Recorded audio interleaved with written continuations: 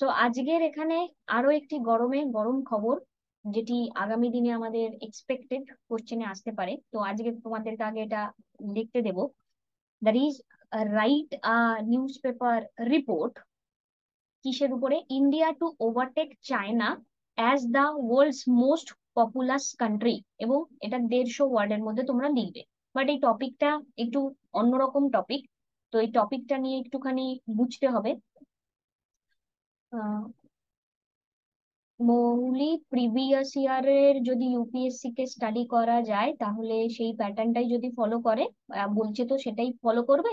তো প্রিলিমস পুরোটাই static based হবে। ম্যাক্সিমাম 70 to 75% স্ট্যাটিক বেস, বাকি 20 to 25% আমাদের অ্যানালিটিক বেস। আর মেন্সটা পুরোটাই অ্যানালিটিক্স। মেন্সে কোনো খবর হবে না, মেন্সে কোনো কথাও হবে না। আচ্ছা, এবার তাহলে টপিকটা হচ্ছে ইন্ডিয়া টু ওভারটেক চায়না। তো ইন্ডিয়া এখানে ওভারটেক করবে চায়নাকে, মানে আমাদের পপুলেশন এতটাই বাড়তে চলেছে। ঠিক আছে, ওকে। হ্যাঁ, ওই জন্য আগে ডিসকাস করব, আমি আগেই ডিসকাস করব, এটা মাথা আগে প্ল্যান করেই রেখেছি। তো এখানে একটি নিউজ পেপারের এডিটোরিয়াল ছিল, সেটা আমি নিয়েছি। সেটা নিয়ে ইউএন কি বলছে, আর এই এই জাস্ট বুধবার দিন, মানে লাস্ট ডে, কালকেই জাস্ট এই নিউজটা এসছে। তো এটা নিয়ে কি কথাবার্তা হচ্ছে একটু শুনি। তো ইন্ডিয়া এখানে it's on its way to become the world most populous country, যেটি চায়নাকে ওভারটেক করবে। এবং অলমোস্ট 3 মিলিয়ন মোর পিপল আমরা এখানে দেখতে পারবো, according to data released by United Nation. তো এই যে ডেমোগ্রাফিক ডেটা আমরা পাচ্ছি ইউনাইটেড নেশন পপুলেশন ফান্ডের রেসপেক্টে, এবং তাদের যে রিপোর্টের নাম হচ্ছে state of world population report 2023। এবার দেখো, এই পপুলেশন রিপোর্টের নামটা মুখস্থ রাখতে হবে, এবং ইউনাইটেড নেশন পপুলেশন ফান্ড এটাও মুখস্থ রাখতে হবে, বিকজ পপুলেশন রিলেটেড যা কিছু আসবে এর সাথে চলে যাবে। এনভায়রনমেন্ট রিলেটেড যেমন একটা দিয়েছিলাম ওরকম। তো এরা এস্টিমেট করছে ইন্ডিয়ার পপুলেশনকে, এবং এই যে পপুলেশনটা হচ্ছে 1428.6 মিলিয়ন, এবং বা 1.4286 billion against 1.4257 billion for China. এবার এই যে এতটা ডেটা আছে, এতটা ডেটা এত স্পেসিফাই করে মুখস্থ রাখার দরকার নেই, এখানে রিপোর্টে ছিল, আমি দিয়ে দিলাম।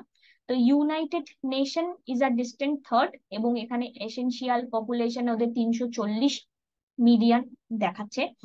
এবং এই রিফ্লেকশনটা, ইনফরমেশনটা অ্যাভেলেবেল হয়ে গেছে অলরেডি অ্যাকর্ডিং টু ফেব্রুয়ারি 2023। এটা জাস্ট বেসিক একটা তোমার ইন্ট্রোডাকশন গেল। এবার আসল কি বলছে দেখো।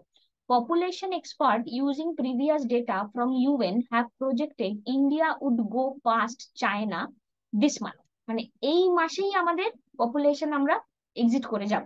But the latest report from the global body did not specify the date, যে কবে এটা চেঞ্জ হবে। UN population official have said it was not possible to specify date because uncertainty, যে ইন্ডিয়া চায়নার রেসপেক্টে কবে কি হবে না হবে এটা তো বলা যায় না। লাস্ট সেন্সাস 2011-তে আমরা দেখতে পাচ্ছি, আর 2021-এর সেন্সাস ডিউ টু প্যান্ডেমিক আমার এখানে এখনো পেন্ডিং রয়েছে। Although India China will account more than 1/3 of the estimated global population, like 8.045 billion. এবং পপুলেশন গ্রোথ এখানে এশিয়ান জায়ান্টসে, এখানে আমরা দেখতে পাচ্ছি in both Asian giants has been showing as a much ফাস্টার pace in China than in India. এবার এখানে দেখো, the population growth in both Asian giants has been showing.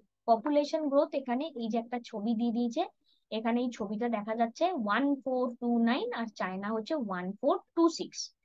এই রিপোর্ট অনুযায়ী এখানে আমাদের যে ফাস্টার পেস চায়না ছিল দেন দি ইন্ডিয়া, লাস্ট কিছুদিনের রিভিউ অনুযায়ী। তো লাস্ট ইয়ার চায়নার population fail for first time in 6 decades, a historic turn that is expected to mark the start of a long period of decline in its citizen number with profound implication for its economy and world। কারণ এটা তো আমরা জানি, population বেড়ে যাওয়া মানে সেটা একটা পজিটিভ ব্যাপার, মানে এটা তো শুধু নেগেটিভ ব্যাপার নয়। তো লাস্ট 6 ডিকেডে চায়নার পপুলেশন প্রথমবার এখানে কমেছে, এবং এই যে নাম্বারটা, এই নাম্বারের বেসিসে এখানে বলা হচ্ছে যে এই যে ইমপ্লিমেন্টেশনটা ওয়ার্ল্ড বেসিসে, এটা ওদের মানে এবার থেকেই আর কি ওদের সিটিজেনের যে লঙ্গার পিরিয়ডটা সেটা ডিক্লাইন হচ্ছে। এবার ইন্ডিয়ার অ্যানুয়াল পপুলেশন গ্রোথ এখানে অ্যাভারেজ 1.2% সিন্স 2011, কম্পেয়ার্ড করছে 1.7% ইন 10 years প্রিভিয়াসলি। তো আগে ছিল, এখানে দেখো লাস্ট 10 বছরের গ্রোথ যদি দেখি, খুব মাইনিউটলি ব্যাপারটাকে একটু ধরতে হবে, হ্যাঁ। ইন্ডিয়ার অ্যানুয়াল পপুলেশন গ্রোথ এখানে অ্যাভারেজ 1.2% সিন্স 2011। আর লাস্ট 11 বছর আগের ডেটা যদি দেখি তাহলে সেটা 1.7। তাহলে ইন্ডিয়ার পপুলেশনটা যেটা বাড়ছে, সেটার যে পেসটা, গ্রোথটা, সেটা তাহলে কম, চায়নাতে তাহলে বেশি। এই জন্য এই লাইনটা লেখা রয়েছে, বুঝতে পারলে আশা করি। বাট তবুও যেহেতু আর কি লাস্ট 6 ডিকেডের রেসপেক্টে ওদের পপুলেশনটা ফার্স্ট টাইম কমেছে, তার কম্প্যারিজনে আমরা কম থাকলেও আমরা এগোচ্ছি। Indian survey finding suggest that population anxiety এখানে আমরা দেখতে পাচ্ছি shift into large proportion of the general public. এখানে খুবই অ্যাংজাইটি তো এখানে বাড়বেই। Yet population number should not trigger anxiety or create alarm. এখনো অ্যালার্মিং সিচুয়েশনে আমরা আসিনি। Instead, they should be seen as a symbol of progress, development, and aspiration if individual rights and choices are being upheld. তো এবার এখানে একজন বক্তব্য বলেছে যে এখনো পর্যন্ত চিন্তার কিছু নেই, এটা প্রগ্রেস ডেভেলপমেন্ট যদি দেওয়া হয়, তো ইন্ডিভিজুয়াল রাইট এখানে যদি দেওয়া হয়, তাহলে সবকিছুই ঠিকঠাক থাকবে অ্যাকর্ডিং টু দ্যাট পার্সন। তো এই হচ্ছে একটা ছোট্টখাট্ট গল্প, আহ এবং এটা খুবই মেজর ইস্যু, এবং মাত্র 150 শব্দের মধ্যে চলো লেখা ট্রাই করো।